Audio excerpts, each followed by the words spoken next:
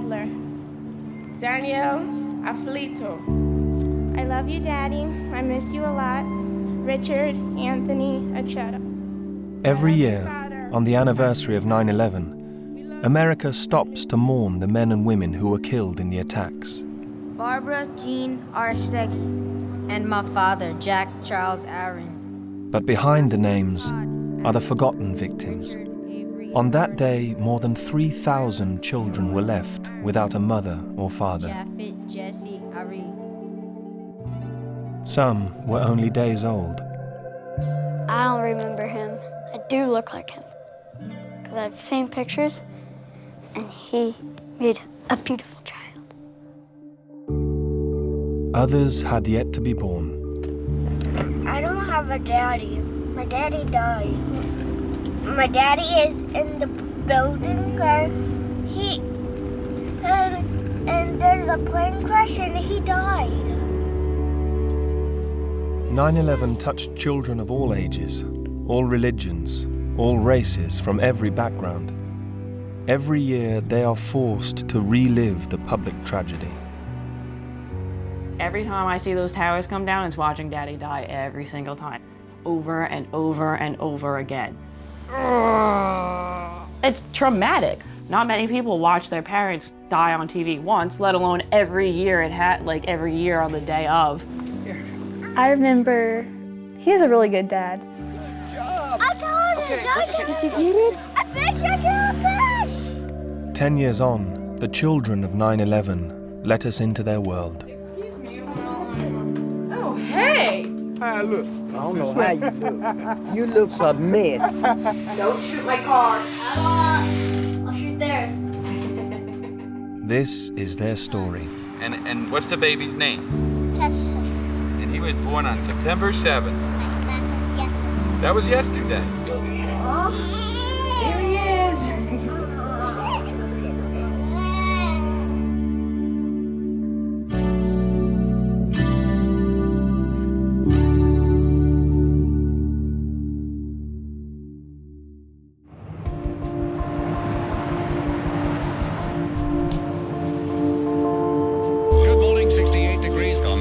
September 11. Here's what's happening. It's all over but the voting. That begins in the morning at 6. For thousands of children across America, Tuesday, September the 11th, 2001, began like any other school day. Last time I seen my mom was September 11th morning. I woke up that morning sick, actually. Bad tummy ache, and I told her I didn't want to go to school and I didn't want her to go to work. But she still made me get dressed and made me go to school, and she still went to work. 11-year-old Rodney Ratchford lived on a military base in Washington with his parents and 2 younger sisters. His mother, Marsha Ratchford, was an IT specialist with the US Navy. She worked at the Pentagon. You had to have respect. She wanted to hear no ma'am, yes ma'am, stuff like that. Sweetest person in the world, but one person you don't want to have on your bad side. You want her to go to war with you, not at you. That was her. Chopper 880. All right, Pat, we are just currently getting a look at the World Trade Center. We have something that has happened here at the World Trade Center. We noticed flame and an awful lot of smoke from one of the towers of the World Trade Center. There was such an explosion that it made windows shake and break on the... When the first tower was hit, 10-year-old Thea Trinidad was still at her home in Queens, New York. I was supposed to be in school that day, and I had a doctor's appointment, so I stayed home from school. And I remember my mom just like moving around like very fast downstairs, and like I kind of heard her being panicked. So I kind of went to the stairs and said, "Mom, what's wrong?" And she was on the phone. This plane headed directly in the building. The phone rings, and it's Michael. Thought at first it was a shadow. He says, I'm calling to say goodbye. And I immediately said, "Well, where are you going?" Father of 2, Michael Trinidad, was a telecoms analyst at the World Trade Center. He was divorced from Thea's mum, but they were still friends. Most of the smoke is billowing up now. And I said, "Well, where are you?" And he says, "Well, I'm in the building that is on fire." She was on the phone. All I remember her saying is, "Michael, what are you talking about?" Like, Michael. And she was freaking out, and I was like, what's going on? We can see severe damage even to the south side of this building, which is now beginning to make... Thea, I looked at her and she was sitting in the living room and she was so scared. She just looked so small. When she said Michael, I just automatically thought my uncle. She was like, is it Michael, which is Uncle Michael. I'm like, no, it's your dad. And as soon as she said that, my heart just dropped. One thing we have yet to discuss is the people inside. Then I remember the line cutting off and my mom like really losing it. Then she was crying, and I remember I didn't speak. I didn't tell him, like, you know, I'm here, can I speak to you? I want to talk to you. I couldn't speak, I couldn't do anything. A second explosion of some type in tower number 1. That was a second plane that just blew? Number 1. Okay, we're seeing, like, it looks like some kind of sick confetti parade. There is debris flying out of that south tower. So both of the towers of the World Trade Center are now affected. We have used the description before, unimaginable, as we were watching what we thought was an accident. In schools around New York, classes were interrupted to tell children the shocking news. Another plane smashing into the other World Trade Center. 5-year-old Fahina Chowdhury was in her second class of the day. We were in class, and then over the announcements, they said something about World Trade Center. And I remember, I think I even said it out loud, oh, that's where my dad works. Mohammed Chowdhury was a waiter at the Windows of the World restaurant at the top of the World Trade Center. I was, 5 going on 6. I didn't know what to think. I was confused. I mean, I got checked out from school. That was pretty rare. And then I go to our house, and then I see all these people. I mean, it was a school day. I mean, if we saw people, it'd be over the weekends or at night, but never in the middle of the days. 12-year-old Caitlin Langone was baffled by the news. My first thought was, like, how does a plane hit something that's 110 stories tall? Like, that seems like, and you know, as a little kid, we don't know what terrorism is. I'd never heard of that term. It never came to my mind. I'm 12, I don't know. So I was just like, that's really bizarre. Like, that's a really bizarre accident. Right now, we need the attention of every firefighter in New York City. The New York City Fire Department is issuing a total recall. They need all the help they can get. They need everyone to report. Caitlin's father, Tommy Langone, was a voluntary firefighter and an NYPD rescue worker. I knew Daddy would be there, I just didn't know how soon. There was a girl in my grade whose father worked for Cantor Fitzgerald, and as soon as she heard the news, she was very, very upset, and rightfully so, because she knew her father might be in trouble. So I went over to say, like, I'm sorry, it'll be okay. You know, like, people like my dad are coming, like, they'll help him, like, they'll get him out, like, you know, no one will leave them alone, like, they'll be okay. An immediate evacuation of the White House has been ordered. Now, President Bush is not in town. 200 miles away, at his school in Washington, Rodney Ratchford's class had just heard about the attacks on the World Trade Center. And then you just heard boom, and the school kind of shook. Because need to remind you, like, the Pentagon was just right over the interstate from where everything was. All right, now we're going to interrupt this coverage, bring it closer to home. We have some indication of fire and smoke at the Pentagon right now. You were seeing helicopters and people dropping down from the helicopters at our school to the base. You seen tanks coming up and down the road. It was blocking everything off. And for a child, I mean, when I was seeing it, it was cool. Because, I mean, you know, you're a kid and you're already liking G.I. Joes and things like that. You like soldiers, so when I'm looking at the window, I'm like, look. You know, everybody's like, look at that. Wow, you know. This is KCDS San Francisco, Oakland, San Jose, continuing coverage of a story of major dimensions, obviously. There have been 2 plane crashes. On the opposite side of the country, at their home in California, the Burnett girls had just got up with their mother. I remember we were all getting ready for school and we were eating breakfast and Mom was talking to him on the phone and we were saying how we wanted to talk to him. Medical research executive Tom Burnett was flying home that morning from a business trip to New York. He said, I'm on Flight 93 United Airlines from Newark to San Francisco, and the plane has been hijacked. He said they're trying to get into the cockpit, and the hijackers have already knifed a guy, and he wanted me to call the authorities. My mom was going insane. She was screaming and crying, and she was on the phone, and she was freaking out. I mean, she was so hysterical that she could barely talk. And I remember listening and just thinking, this can't be real. This can't be happening to our family. I remember she was running around just trying to do anything and everything.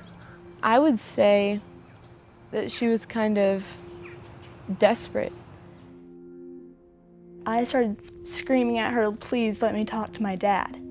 But I don't really think that she heard me because she was in hysterics. Dina Burnett sent the girls to school. Her husband Tom called her 3 more times.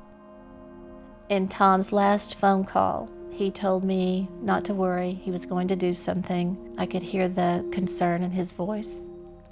And I asked if there was anything else I could do, and he said, pray, Dina, just pray. And I said, I am. And I held on to the telephone, expecting him to call back. Held on to it until the battery ran down.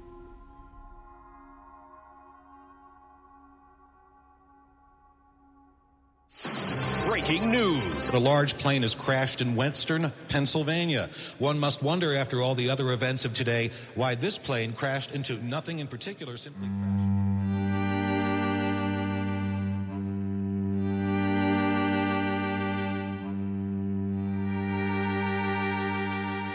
We heard a thunderous boom and crackling sound. I gazed up briefly and I saw, I believe it was the southern tower, appeared to crumble and start to fall. Just 30 minutes after the collapse of the South Tower in downtown New York, the North Tower followed. Everyone ran, police ran, people just took off, people ducked into doorways, and people didn't stop to look behind. And I'm in a crowd, and we are running north on Broadway, we are escaping. The huge question is, what has happened to the people inside those buildings? How many of them had a chance to get out?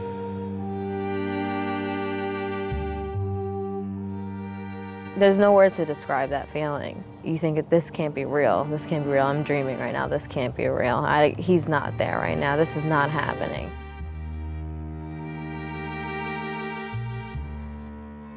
It was so vivid. I mean, if I see pictures now, it's hard for me to process that. I mean, my dad was in that building. Did the fire department have any warning that they had to pull their people away from there? Actually, we have a lot of police officers, a lot of firefighters, a lot of emergency personnel that were down there.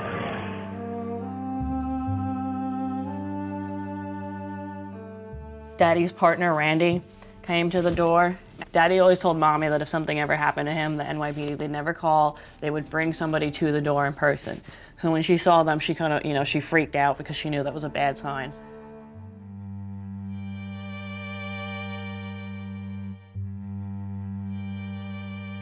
I must have cried for about 3 hours.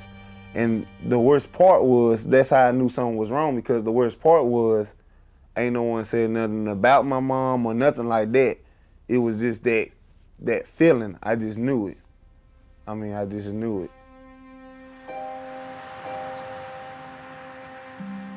The Burnett girls had no inkling of their father's fate until that evening, when their mother sat them down to tell them.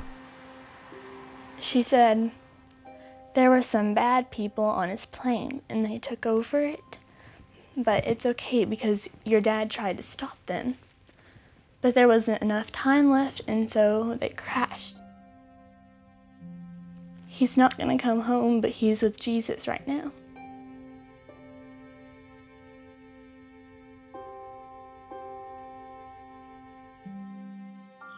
I remember feeling as though she was almost lying to us. Not saying that she's a liar, but something that seems so impossible to us could happen.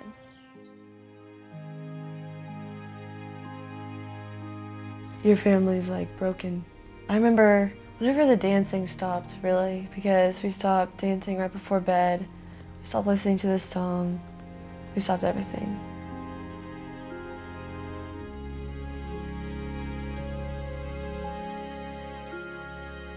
For the longest time, I thought that he had survived.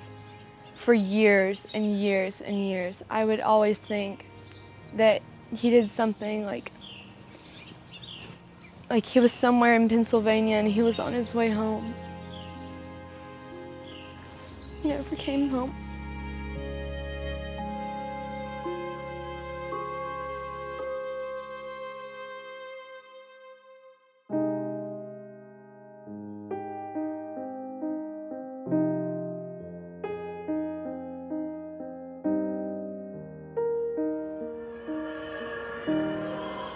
Six weeks after 9/11, a joint memorial service was held for Tommy Langone and his firefighter brother, Peter. They both died at the World Trade Center. We had only pictures of Daddy and Uncle Peter because we never found them at all. It's a firefighting tradition at funerals that every fire company, they'll bring 2 rigs and they put the ladders up and hang a flag between them. So we're in our limos and we're going in a procession under all of these fire trucks that are doing that. And like mommy's crying, grandma Kitty's crying, like I'm just staring because I'm still in shock.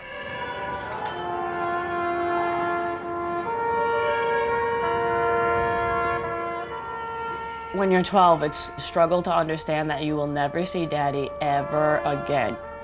You'll never hear him, you'll never touch him, you'll never see him, hug him, like anything. It's all gone forever. Every year, on Thanksgiving, the Langone family gathered to remember Tommy at their home in the suburbs of New York. Daddy's not in this. Oh, wait, yeah, This he is is. old. There he is. I think that's Daddy because I see the mustache. Here's Daddy. He's trying to, like, what he's doing, he's trying to coax the guy to come to him. This is. Yeah, this is great. This Everyone's. is a good dramatic one, yeah. So he's got his jacket up here, but his jacket comes loose, so they pull him in through the window. And then everyone's like, yay! I think Dad, I was told, wrote the book on jumpers. Oh, probably. All of the ESU officers said it was just Tommy's body was never found, but some of his belongings were discovered in the rubble at Ground Zero. Where they find, I mean, obviously South Tower or something, but like where and when did they find it? I think it was like October 14th to 15th, 2001, nighttime. I got a phone call saying they found... Because I don't know the story of how you got these. They found Daddy's handcuffs and gun. Well, the top of it. And that there was some bone fragments in the area, so they thought perhaps they were going to test it to see if it was Daddy's. Is that why we had to go to the medical examiner office? Yes, to give the DNA or whatever. Unfortunately for us, fortunately for some other people, the bone fragments were not Daddy, but this is what... And they traced the handcuffs, actually. These are his original handcuffs. Like from the police academy? From the police academy. They traced the number and it went... Yeah, this was his service revolver. Yeah. That's kind of cool. You could see it, and like obviously since the rest of the Glock is plastic, it melted. Yeah, so this is what was left. Definitely corroded though. You can see like what they had to go through. It's just kind of like, I mean, it's kind of almost disturbing looking at this because if this is what happened to the guns and stuff, I know. It's traumatic. You know, the whole thing. Like we had to watch it over and over and over again before we knew, and then we had to watch it over and over and over again after we knew. It's hard not to be sad, but I can't change it. It's never going to change. Nothing we do will bring him back, so you just got to deal with what we have now. Or what we don't have now.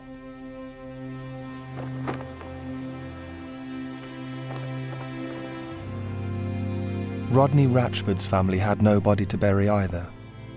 His mother has an honorary grave at a military cemetery in her home state of Alabama. I feel like she's always just right there in my ear, you know? She's always just right there. I can talk to her anytime. Talk to God, talk to her, things that's on my mind, problems. Sometimes I just talk to her. Anyway, I don't have to be here, because like I said, she's not here actually, you know? They didn't dig up a hole for her, you know? It was just dig a hole and put her tomb there. She's not here, you know? Just weeks after his mother's death, Rodney and his sisters were sent away from the military base to live with their father's relatives in northern Alabama. I was mad. It was just like, forget everybody. I was just mad. And then that's when I had a big change in my life. I mean, doing stuff that I wasn't supposed to be doing, but at the same time, I didn't care. And it wasn't really like I didn't quit school either. I mean, I did participate in a lot of stuff, but you know, I got in so much trouble with fighting that they just terminated me, period, from going to the school. So ever since then, it was just upside down for me. Rodney wasn't alone. Many children, like Thea Trinidad, were sent to therapy to help them cope with their grief. I felt like everybody was kind of breaking down at once, and I didn't want to. And I didn't want to show emotion at all. My brother and I didn't want to have anything to do with the world at that point. Didn't want to have anything to do with anybody.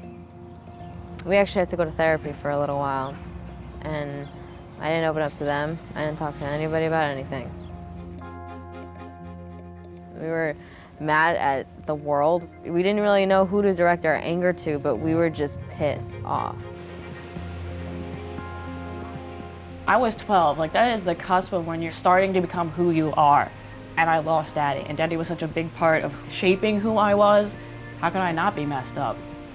My worst childhood fear when I was a little girl was that something would happen to one of my parents, and then it came true. So like, how can I not be anxious, you know? So I talked with this woman for a little while, like a year or so, and then I stopped seeing her. Like I went in one day, I was like, I don't really have anything to say today. She was like, okay, I guess we're done. So that was kind of the end of that. I'm not a low self-esteem type person. So like when that happened, it wasn't like I wanted to commit suicide or anything, you know, like my mom was going, I'm finna kill myself, I can't live no more. No, it wasn't like that with me. When I went through the counseling and stuff, she wanted to talk to me and ask me all these questions, but I hated it because I hate when a person asks me the stupid question like, how does that make you feel about your mom dying? I'm like, well, if I went and blew your mama up, how would you feel? What you mean how I feel? I'm upset. I mean, I'm without a mom. Younger children, like the Burnett girls, were going through the same turmoil, but they didn't know how to express it. My mom, she said I would scream in the middle of the night and she would run into my room, and she thought I would be asleep, but I would be screaming and in a corner and saying, get away from me, and I'd be screaming and crying. And that went on for about 2 years, I think. It went on for a while. I tried not to get close with her because I would be scared that she would die too, and that I would lose her. And then I realized that she wasn't gonna go anywhere for a while. And so, we're really close now.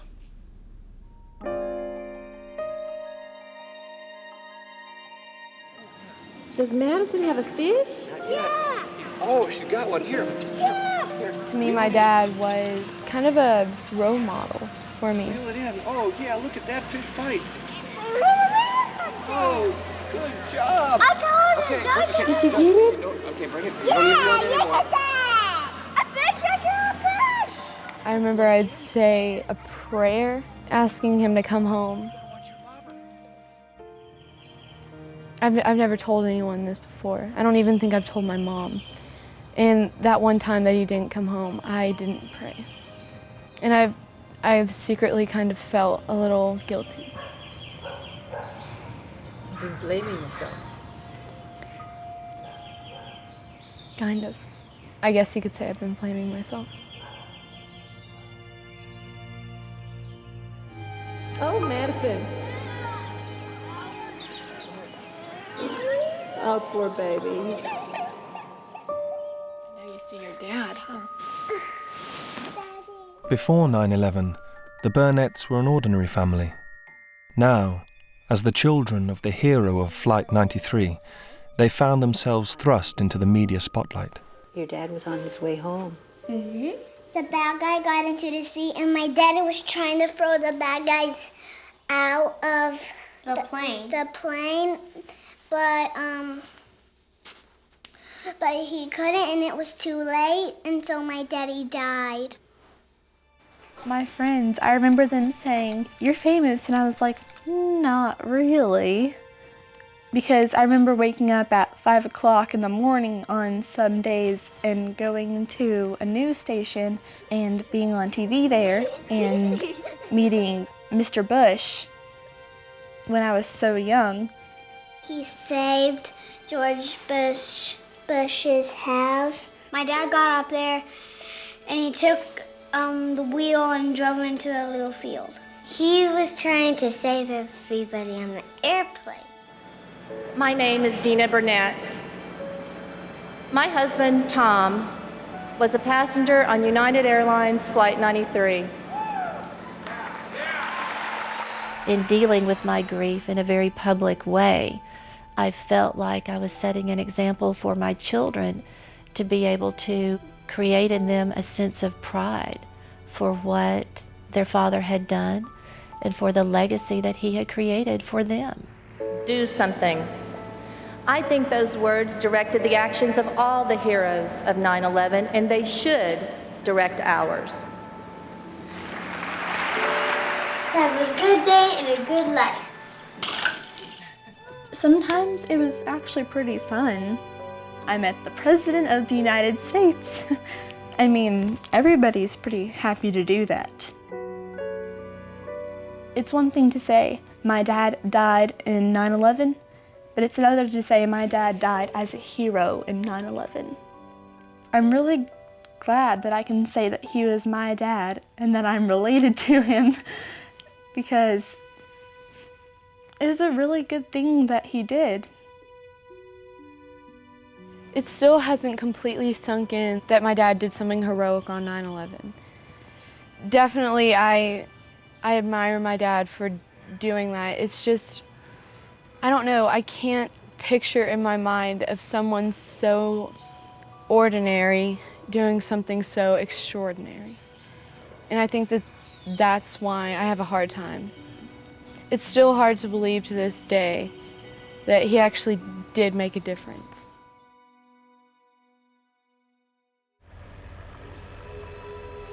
While the Burnetts celebrated their father's memory, at their new home in Alabama, Rodney Ratchford's father was overwhelmed by his grief. I never talked to him about my mom because have you ever just had someone where you can look at them and just tell that if you was to bring up a topic or something, it wouldn't be so good, you know, or you didn't want to see them go through that emotional phase? And so I never did, you know, just bring nothing up about her. Without his mother's guiding hand, Rodney was going off the rails. And just your average teenage stuff, you know, stuff that you want to do that ain't right, that you ain't supposed to be doing, drinking, smoking, you know.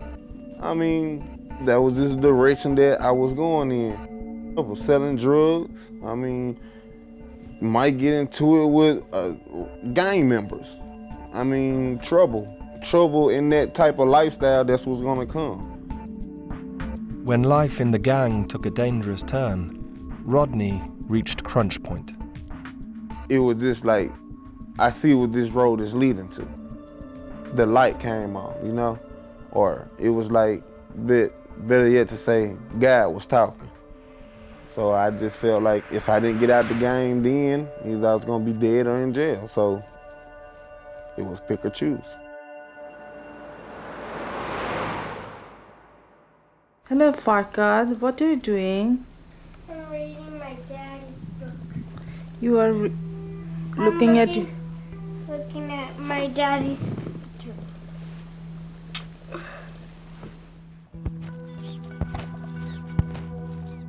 Farkad Chowdhury will be 10 this year. His sister, Fahina, will be 16. Their father, Mohammed Chowdhury, was an immigrant from Bangladesh. He was one of 60 innocent Muslims who were killed on 9/11. I was a lot angrier when I was younger. I was like, why is my dad gone? But now I've gotten to the point where it's just sad. I mean, I see Farkad without his dad and it gets hard. Daddy was asking for a son. He always, I want a son. Farkad never got to know his father. He was born 2 days after the attacks. Daddy used to touch my belly and said, hey, my son, what are you doing? Are you fine? And you kicked. You kicked, and Daddy like, see, my son is listening to me. 2 or 3 years ago, he started, I want my dad. Mommy, can I have a dad? Look at him. And then he asked, why everybody has daddy, not me? Why I'm the only one, no daddy? Look, Mommy, can I hug him? Can I touch him? Can I kiss him? Look at the white shorts. Yeah, you have white shirt too, right? Yep. I think both you have same taste, Farkad. He looks handsome. You look handsome here? Yeah. Let me see. Do you look like your daddy? You look like me. What? Yeah. Are you upset for that?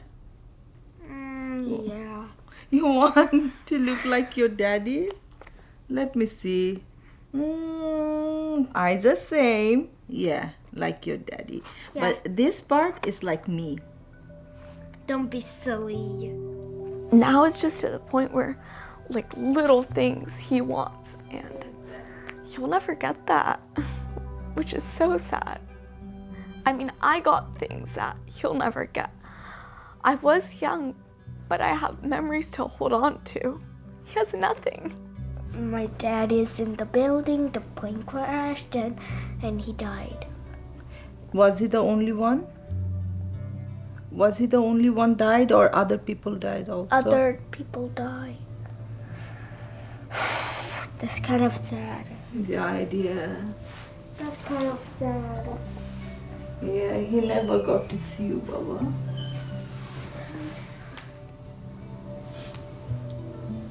Don't cry.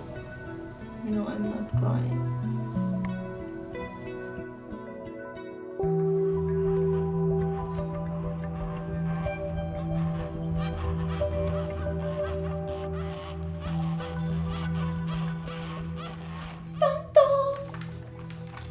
Here's my sniper. I really like this gun. Don't shoot my car. I don't. I'll shoot theirs. Like Farkad Chowdhury, Justin Strada never got to know his dad. Tom Strada was a partner with a bond-broking firm at the World Trade Center. The second grand finale. My vest. Here, I'll wear it. I think his favorite movie is The Hurt Locker. Yep. He loves The Hurt Locker the Army and the Marines, and he loves what they stand for, and this is his way of expressing it, and it's perfectly fine with me. I just want to kick some Iran ass. There he is! Justin was born 4 days before 9/11. His proud father marked the occasion. Katie, come on over here. You filming us, Tommy? Yep. You know where the button is to make it go zoom and not zoom? Yep. All right, well, check that out. Katie helped me build this, right? What's it called, Katie? Is it a stork? Yeah. And you look at the camera and say it's a stork? It's a toad. And what's the baby's name? Justin. And what's his nickname gonna be? JT. And he was born on September 7th. That was yesterday. That was yesterday. I don't remember him.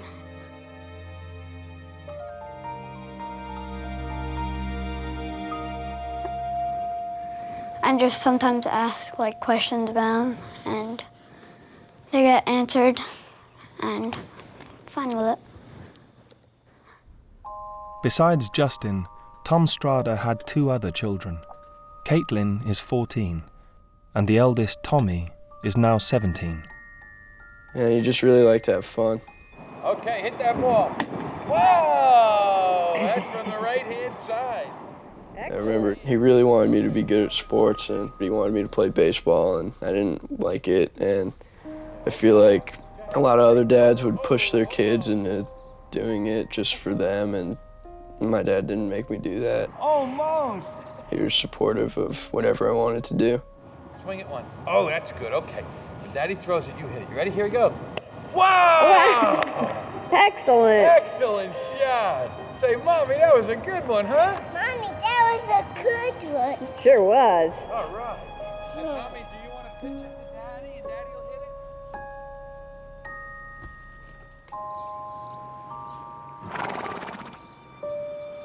Hey. Chief. Good boy.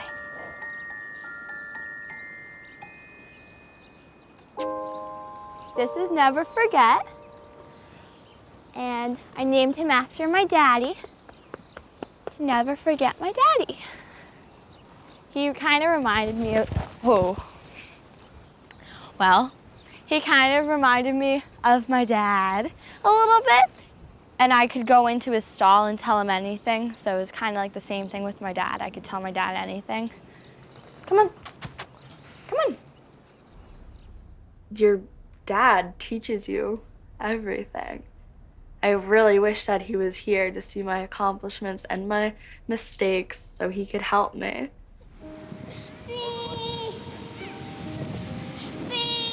It's not an easy thing when it's such a big loss. You're gonna get a turn if you stop crying.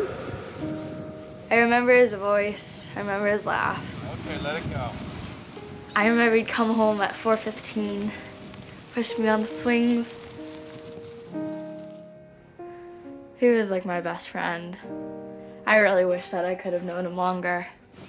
Katie, do you want to turn? Yeah, bet. Me and my mom can have heart-to-hearts, and they've gotten kind of old. They've gotten kind of like the same routine, and I really wish I could talk to my brother about it, like Thomas, but he doesn't like sharing. I don't talk to my sister about it, and I don't really talk to my mom about it. I bottle it up, really. I bottle it up because it's the easiest way. They definitely don't understand what I'm going through. No one does.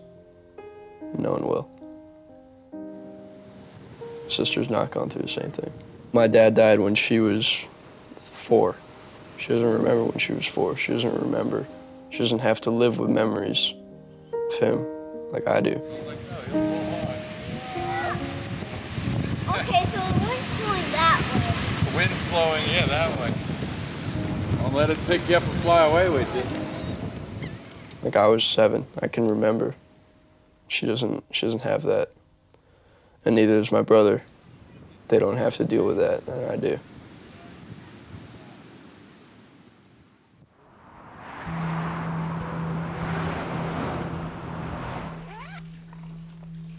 One factor all the children have to deal with is being branded a 9/11 kid.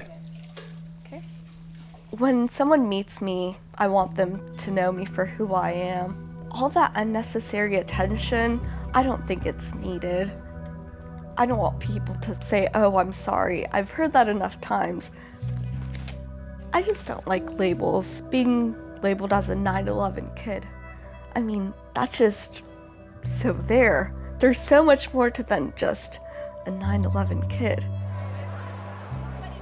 At school, I get very upset if somebody brings it up or if we have to read about it. At school, it hits me hard because I'll sit in the middle of the class, I'll sit somewhere, and if somebody says 9/11, all their heads will turn and look at me. And I'll be like, you know, that just made me feel so much better, you guys. Like, it's like, so then my teacher will be like, you can go step out. And I'll be like, I don't want to step out. I don't want to be the one who everybody looks at and everybody is like, Caitlin lost her dad, like stuff like that. I don't want to be known as the girl who lost her dad in 9/11. I want to be known as the girl who's crazy and outgoing and loves life. Good girl. One thing that I've encountered most is like kids at school will like assholes at school like rip on me for it. So, I mean, that's That's actually how I got suspended the first time back in middle school, was for fighting, and it's for kids saying the wrong stuff to me. The first kid ripped on me for not having a dad. Another kid, I called him a name, and he was like, "Ah, at least I got a full family," just along those lines. And then I compare myself to my friends, and it's like nothing. They live in a flower field and under a bubble, and nothing gets to them. And I feel like it's weird. I'm dealing with so much. How can I just be normal?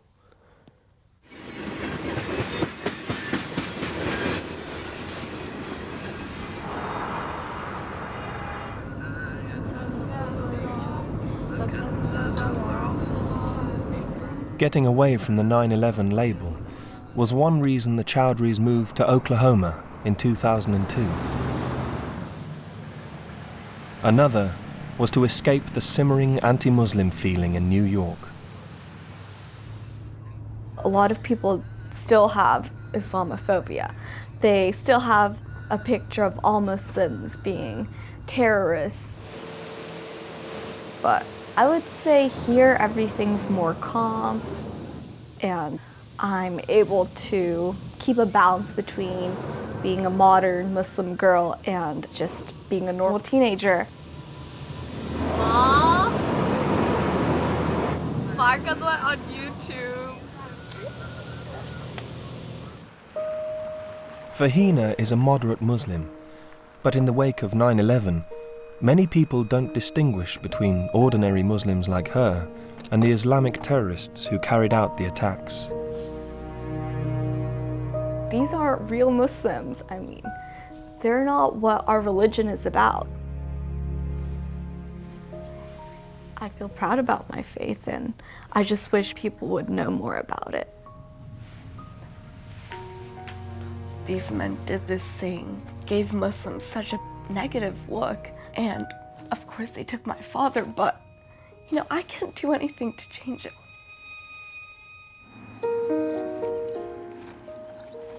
I certainly do not know anyone who is of that religion. I know that they're not all bad, but they killed my father. And that in 10 million sorries from innocent Muslims will not, no.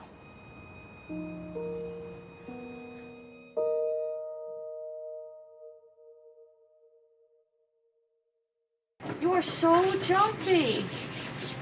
I feel like I haven't known you in ages, and I forgot how jumpy you are.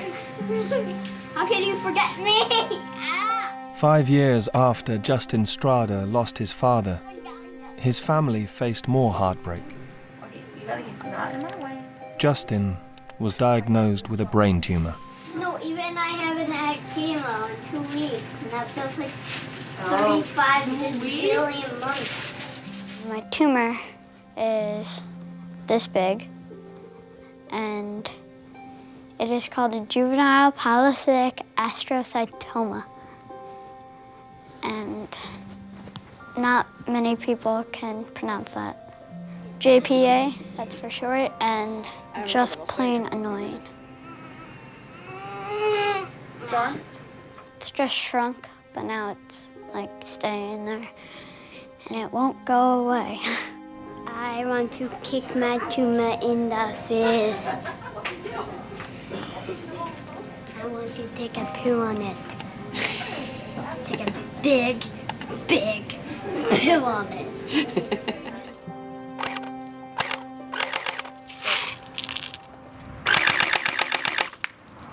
There we go. Now let's go see what we did. I act like a normal kid. I had no hair at one time, but then it grew back. To be beautiful and flushes. Justin is now in remission. Every summer, he and his siblings attend a special camp for 9/11 children in upstate New York. Camp Hayes was set up by a couple who lost their eldest son on 9/11. children felt responsible for the parent. They didn't want to make their parent sad, you know. So they felt if they were crying, you know, then their parent would start crying. When they were away from their home environment and they were here, they can be whatever they wanted to be. In all honesty, like, I love everyone who goes here. We all came from different backgrounds and different places and, you know, completely different lifestyles, and everyone, like, was the same. People in the water, are you ready?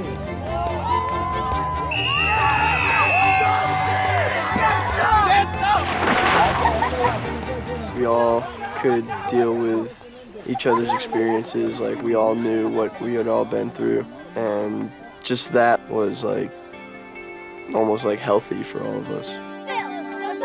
Blue team's gonna book it. Actually, on the red team, I am totally neutral in bucket. Camp Ace just kind of gave me the courage to embrace people again and just, you know, understand that we're not alone here and we have people like us, you know. Because sometimes, you know, my friends at home, they're great, but they don't understand, you know, that, and they don't understand, like, how I'm feeling. But, you know, when I'm at Camp Hayes, we don't have to talk about it. If we want to, we can. And if not, you know, we're just around each other and just, you know, being happy with the fact that we're around good people.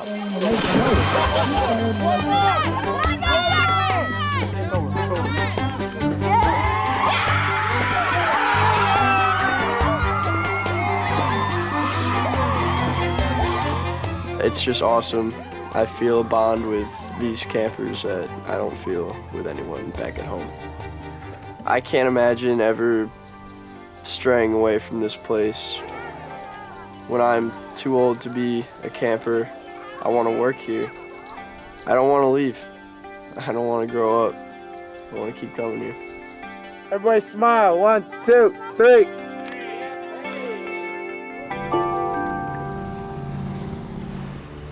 But camp doesn't suit everyone. Caitlin Langone is now 22.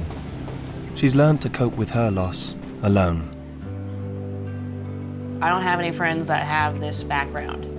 It makes no sense to be like, oh my God, your dad died on 9/11, my dad died too, let's be friends. Like, I hate that. Like, what a horrible premise for a friendship. Like, I can't stand that. I mean, this is just me though. Like, I don't like being like, oh, this one thing happened to you guys, you all should get along. Like, it's one thread of my identity, it's not the thing that defines me. Caitlin wants to safeguard her father's memory by getting a tattoo. Hi! So what do we got today? We would like to do a memorial tattoo in memory of my father. He passed on 9/11, so the design that I have in mind here is pretty much entirely based off of his work in ESU. That's the Emergency Services Unit. The real reason I picked this though is the phrase down at the bottom here, anytime baby, because that's the motto of ESU. And like when I think of my dad, I think of like Mighty Mouse, you know, like, what seems to be the problem? Like, I'm here to rescue you. Yeah, like Superman, like I'm ready to go. Like Daddy really was like anytime baby. Like it doesn't matter what time you called or what time the alarm went off, he was like, let's go. They used to call him Captain Adrenaline at his truck.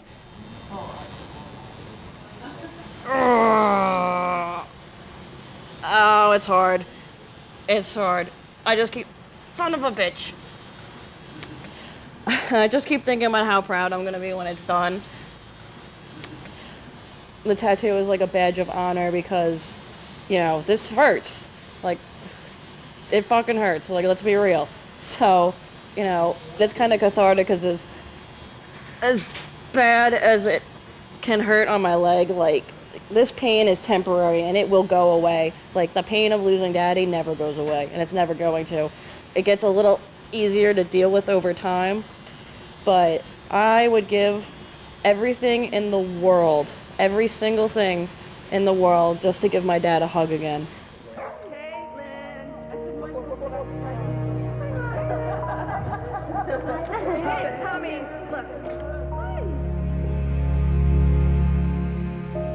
Get in there, help your wife and your daughter.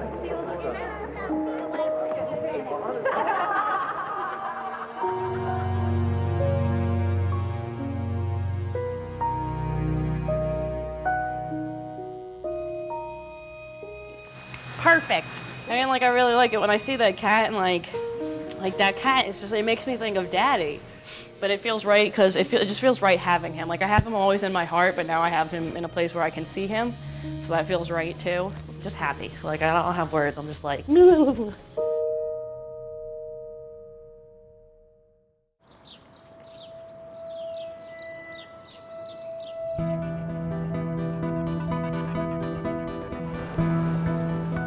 Rodney Ratchford is now 21. 5 years ago, he was selling drugs on the streets of northern Alabama.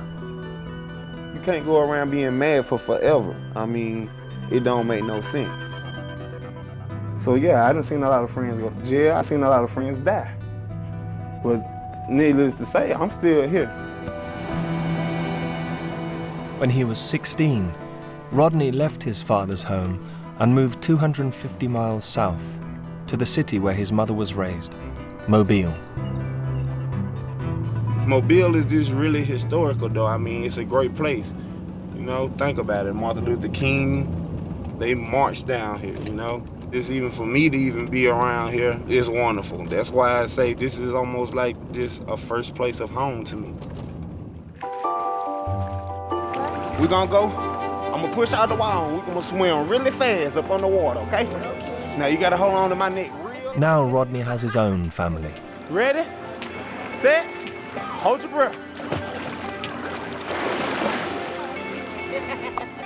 He's been living with his partner and stepdaughter for 4 years. I met this little lady. It was real crazy. I met her on Facebook. We was talking for about 6 months, and she finally was just like, why don't we just move in together? So I did. I'm more of a family man now, you know. I try not to stay in the streets. Try to stay as far away from them as possible. Show you guys the apartment. This is my mi casa, su casa.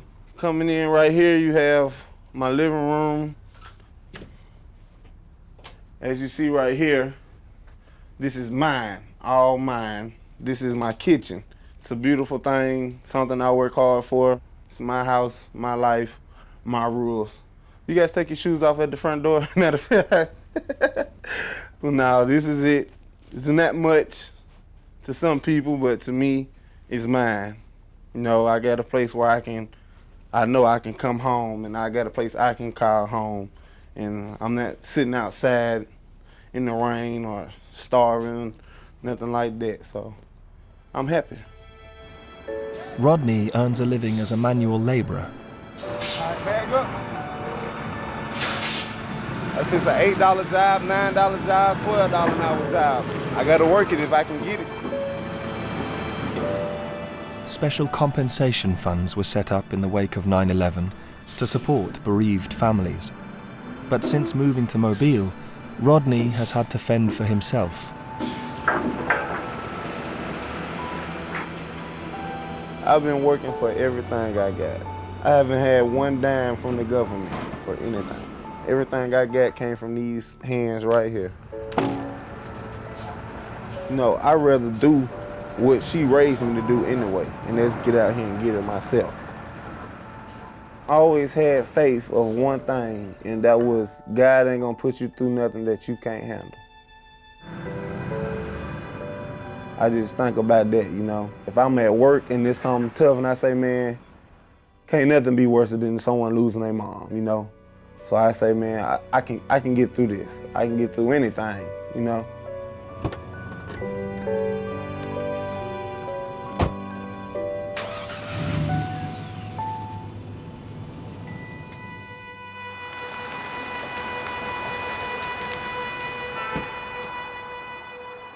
Many children, like Caitlin Langone and her brother, did receive compensation for the death of their parent. But the money has brought little solace. The thing that always got me really angry too with what I call the horribly immoral economic compensation money that we got was like, my friends would bitch at me. Like when I got my car, they'd be like, oh, you're so lucky you got a new car. I'm like, this is blood money that paid for this car. You think I'd rather have a car than my dad? Are you kidding me? Like, are you kidding me right now? Trade that one. Oh yeah, like I totally would rather have our house redone than my dad. Like, are you fucking kidding me? Like, that is the most insensitive thing I've ever heard from people. And people who are my friends would say that. In all fairness, yes, people lose their parents every single day. And like, we're fortunate to have gotten as many opportunities as we did. It gets me so frustrated with the way that people act. But the money enabled Caitlin to leave home and attend university. She's just graduated with an English degree from a college in upstate New York.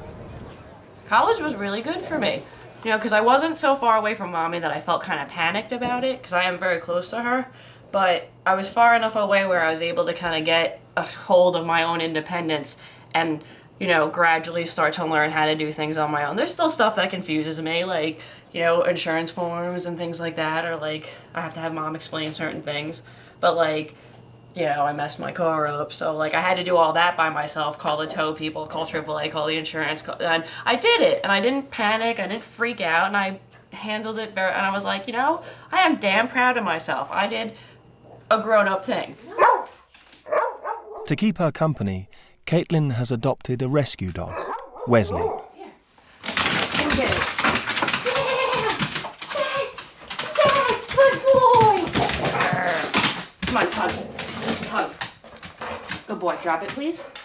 Drop it, please. Thank you. Sit, please. Oh, yes. Yes. Good boy. That's the best part about having a dog, something that absolutely loves you and freaks out every time you come home. They're just like, oh my God, you're back. And he's so excited every morning, too. The happy dance that I get when I wake up, priceless. Utterly priceless. That's the best part about having a dog.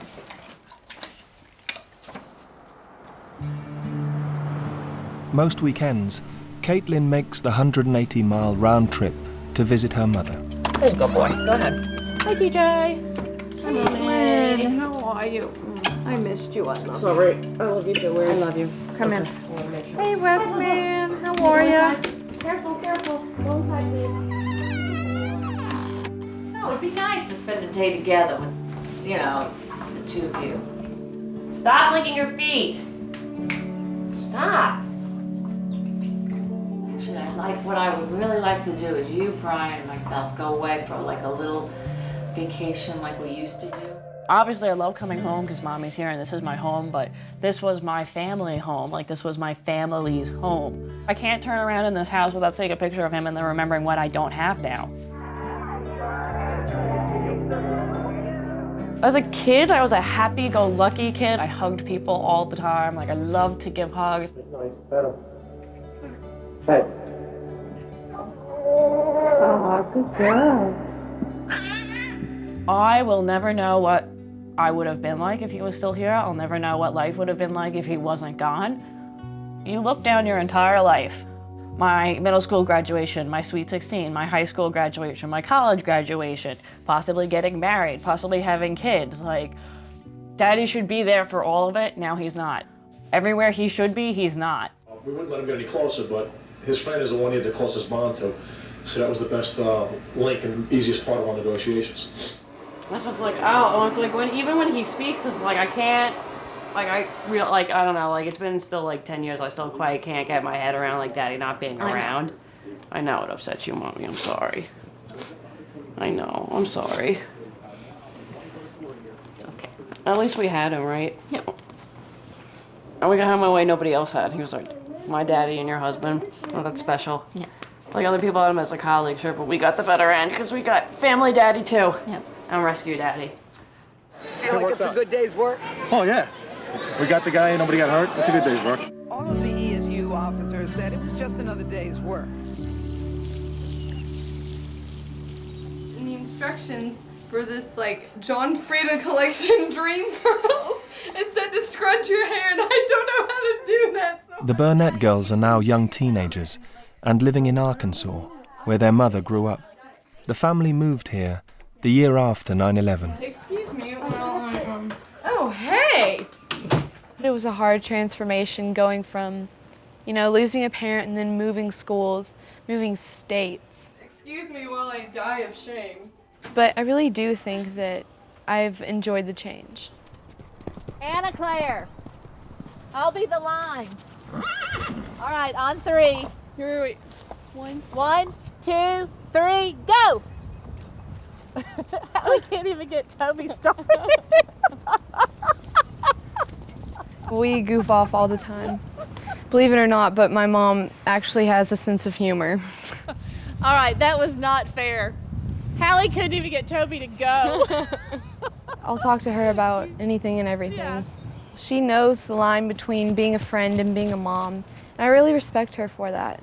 It's like I can talk to her about something going on in my life, and then another moment she can be telling me to do the laundry or something like that. The Burnett girls were happily settled in their new surroundings, but more upheaval was in the air when their mother married again. Here, you guys, we're doing salad bar because so many different people like different things in their salad. When she first told us that she was engaged to him, I was so excited. I was like, oh my gosh, there's gonna be a wedding. It's gonna be awesome. But then I started thinking, wait, is he gonna try to be my dad?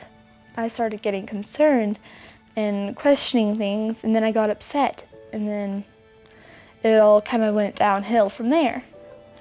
And then I would just randomly say to my mom, he is not my dad.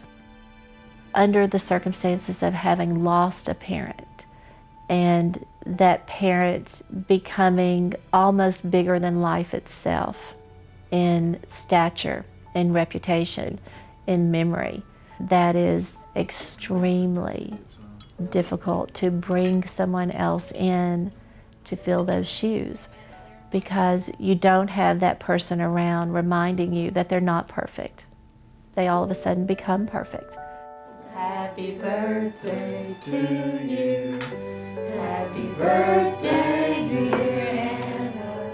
I think after about 2 years, I finally understood he was not trying to take the place of my dad. So now I don't really mind her being married to him. I actually kind of enjoy it because he's a very nice guy, and my stepbrother Tanner, he's hilarious, and we get along really well. Yay! Uh-oh, some trick ones in there. Why do you always use them? USA! USA! USA! Tonight, I can report to the American people and to the world that the United States has conducted an operation that killed Osama bin Laden, the leader of Al-Qaeda. Osama! Hey, goodbye! That was great. We hated him. That was good. Came to school the next day, screaming, cheering. Even though he's dead, it still doesn't take away the pain. If they killed him to bring everybody back, that'd be great. But that can't happen, sadly. So it's good, I guess, justice served, but it doesn't take away what he did. Burn in hell, Osama bin Laden! There is justice in the world! There is justice in the world! The Lord has taught me that revenge isn't yours. I'm gonna die. My sister's gonna die. Everybody's gonna die. Let bygones be bygones and live your life.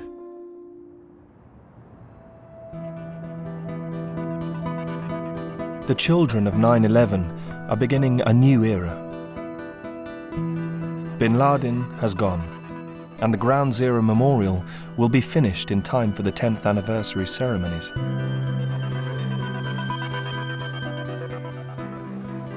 I can't believe that 10 years have passed.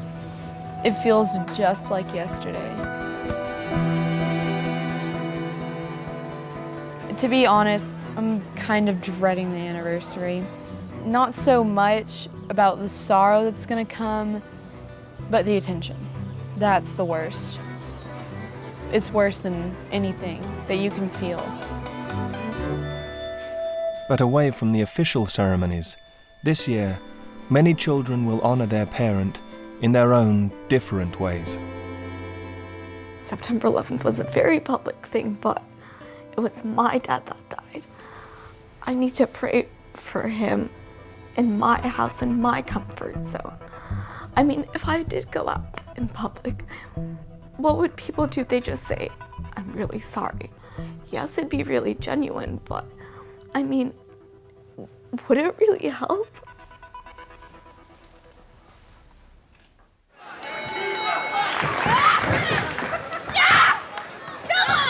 On September the 11th, Thea Trinidad will honour her father's memory in the wrestling ring. My dad was a huge wrestling person. He actually was the one to get me into wrestling. And just to, do something like this for him, this would be like the perfect way to really just show him this one's for you, Dad, Thea has followed her father's dream and become a professional wrestler.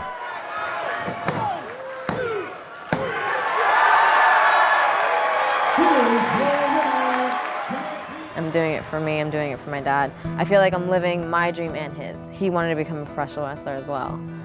And when I'm there, I think of him every single time. I can see him in the front row. I know he's there. I talk to Michael all the time. I talk to him and I'm like, can you believe our daughter? Can you believe her?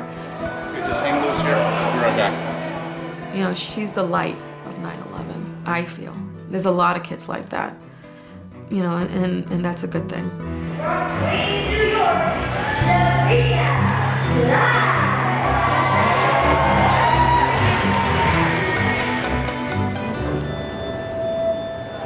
Do you want to sign a petition? I will, yes. Yeah. I got someone. Do I get to sign too? Yeah. Yes. Okay, we are good at this. Here's a pen. This year, Justin Strada will be raising money for children's brain cancer research. Do you want to sign? Yeah. I got another dad. He's become a regular fundraiser for the cause. Sign your name, printed name, street address. You cannot say no to Justin. He has energy and he has purpose, and I think my late husband, Tom, would be very proud of Justin for his courage and the strength that he shows. Tonight has been fantastic.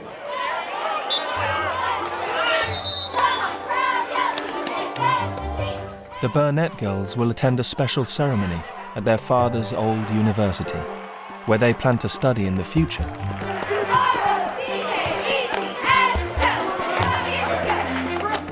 The greatest thing that he's given me is sort of a reassurance that anyone can do anything. You got the ball, we want the ball, hey!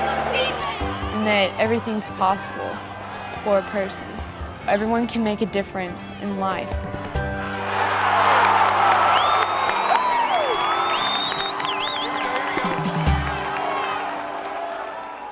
He's a hero, he's in heaven, and he's watching us.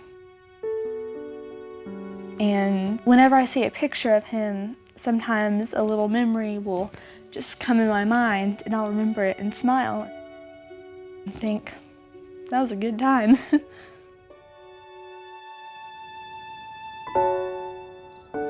Rodney Ratchford is laying plans for his own memorial to his mother on the site of the shack where she grew up. We're here because this is where my mother grew up at. She wasn't born here, but she was raised here. Lived here with her 7 brothers and sisters, raised by one mom. This would be a 1-bedroom shack.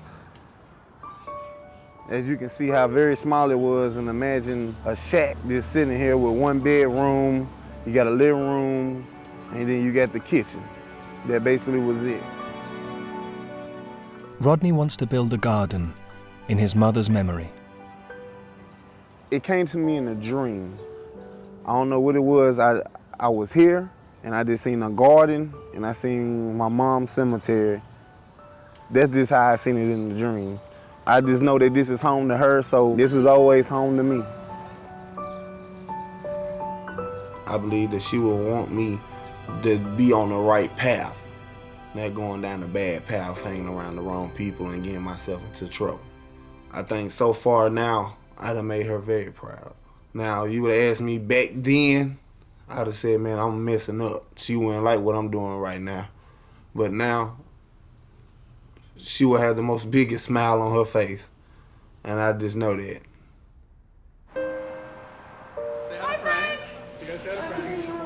This year, Caitlin Langone will mark the 10th anniversary of her father's death at the place she regards as his spiritual home, his fire station. When the company got it. When I was younger, I used to describe the experience as bittersweet because it's very, very bitter I lost Daddy. Like, that sucks. But the part that makes it easier to deal with and easier to go to bed at night was Daddy died doing the thing he loved to do the most on earth. And not only was he doing the job he loved the most on earth, but he was helping people and saving other people that day. Like, Daddy would just start flooring it. He'd be like, all right, Tommy, where are we going? Like, how can you not be proud of that? Like, how does that not make it a tiny bit easier knowing that your person passed doing, like, some of the greatest work on earth that they ever did? Let's get something straight. Yeah. No sleeping in. No sleeping in. So there are people who are sitting at home right now who have lives and are able to continue their life because Daddy went in and brought them out. That's what makes me feel better, is I'm so blessed that Daddy was my dad. That, like, such a fantastically awesome person was my dad.